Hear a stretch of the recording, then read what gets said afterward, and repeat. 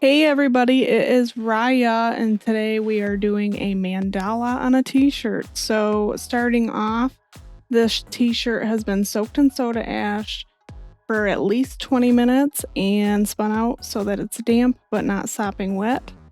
Right now I'm just marking the center line of my t-shirt so that it's nice and center when the design's all said and done.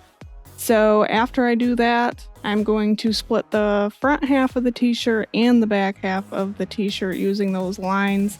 And I also have binder clips that are going to keep them in place until I'm ready to take them out. So you're just going to make sure everything's all lined up before you clip them. And then once you get the bottom done, you're going to move up to the top and do the collar. I always line up the shoulder seams first, just in case I did mark the lines wrong. So you can do it that way, but on the bottom it's very easy to get lined up. Next, you're going to put one sleeve into the other sleeve so that when the design is all finished, it's going to be about the same, so it'll be equal on both sides and it will look right. So now we're folding the shirt in half upwards, and I'm leaving a little bit of room so that the mandala center isn't right on the stomach and it'll be up a little bit more so it won't look weird.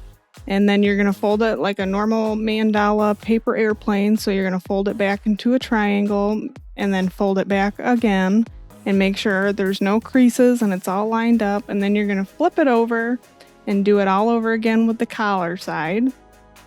Just keep everything lined up, no creases. If you have creases in there, it will end up messing up your mandala and it will look very uneven. So normally when I do a mandala, I scrunch the rest of the shirt, so it's normally the back of the shirt. But this time I'm not, so that's why I'm making sure that very fat piece on the end is gonna stay lined up because we want the design to go throughout the whole shirt. Now we're on to the washable marker, and this is where you're just gonna draw the design that you want. And it is going to be hard to see what you're going to get at the end just by doing it this way, but you can really get creative with however you want to do it, because no matter what, it's going to be a mandala as long as you folded it correctly. So like I said earlier, I want the design to go through the whole rest of the shirt, so whatever I can fit in there, I'm going to fit in there, hence the weird triangle. So now I'm just making sure everything's still lined up because I'm obviously trying to add some extra stuff in there. So we're just playing around with my design at this point. I just want to make my mandala different than all of my other mandalas. I try to make them different. Sometimes it's hard because I always do that zigzag in the beginning. It's hard not to because it's really cool. So now on to the sinew. I already had my slip knot all done and ready to go before I got this done. And once I get it on there, I try to get that first one really neat and straight. And then I try to match my marker. Sometimes when you pull the sinew, it's not going to match because it pulls some of the fabric out. But that is honestly okay, because even if it doesn't come out the way that you drew it, it still always looks cool. Now you can go back, take it off, and redo it if that's what you want. I normally don't, because whatever comes out, it looks awesome. So then you're going to continue on with the rest of the mandala, and every time you wrap it around, just my magic number is 3, unless you get to the really thick stuff like the triangle. I wrap it around 3 times with the thinner stuff, and then probably 4 or 5 for the thicker stuff. So this teardrop that I'm doing right now, I'm going to wrap it around 4 times for this one. So you'll see I have a totally different slip knot for this one. I'll get it all lined up, and I'm going to wrap it around 4 times before I pull. And that's just to make sure that I will have that white line for that. And then the next 2 ties that I do are also going to be separated. I just don't want those extra white lines to make it all weird looking and connected. I want them to look separated, like I said. Now while I'm tying the rest of this mandala, I'm going to talk about the method that we're choosing for today. Today is H.W.I, which is hot water irrigation. And the supplies that you would need for that is the normal shoe tray and baker's rack. But also you need a garden sprayer and a spray bottle. And I also use an electric kettle to boil my water, but you could do it on the stove in a pot. You just want a safe way to get it into your garden sprayer. Your water has to be 160 degrees at least. It could be hotter if you want it to be. At least boiling is good.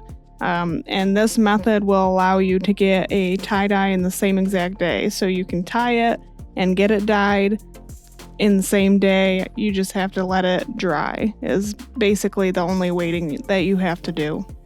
Now you're going to grab your baker's rack and your shoe tray, and we're going to put the dye on. Alright, so now we're going to put the dye on, and now you're going to really want to put enough dye on there to get through to the bottom, because once you start spraying it, it has to go all the way through all of this fabric to the other side of the fabric. If you don't have enough dye on there, it will be white on the other side. And sometimes that could be really cool, and if you don't, like I said, have enough, it might not look good at all. So it really just depends on what you're going for. My colors today are colors that lavender I use a lot, but I don't use a lot of avocado or shiitake or parakeet. I actually don't think I've used any parakeet, so I'm really excited to use it for this. Now, once you have enough dye on there, you're going to put some soda ash on there, and that's just going to help keep the shirt nice and vibrant when you go to wash it out. And here is the garden sprayer and the spray bottle. And first I'm going to spray a little mist because that'll keep the dye a little moist so that when you do start to spray it with the garden sprayer, it doesn't fly all over the place. And I know in a lot of videos you guys watch of mine that's H.W.I, you do see dye go all over. It really just goes on the side of the sink, which it's not that bad. It actually comes off really well with bleach afterwards. So if that's something that might be a problem for you, just keep some bleach on hand and let it sit on there for a little while. It'll come right out. So now with this 160 degree water, we're going to spray it until we know that it's all the way down to the other side. And then you're going to let it sit for 20 minutes and then rinse with cold water into hot water. Initially, when I picked these colors, I was kind of nervous about them because, like I said, I haven't used these colors in a while except for the lavender. But when I opened this shirt up, you guys, I'm telling you, I fell in love immediately. This is one of the best color combos that was an accident, but it looks so good. All of that in the middle is just from shiitake mushroom, and then look at that mandala. Let me know what you guys think in the comments, and happy tie-dyeing.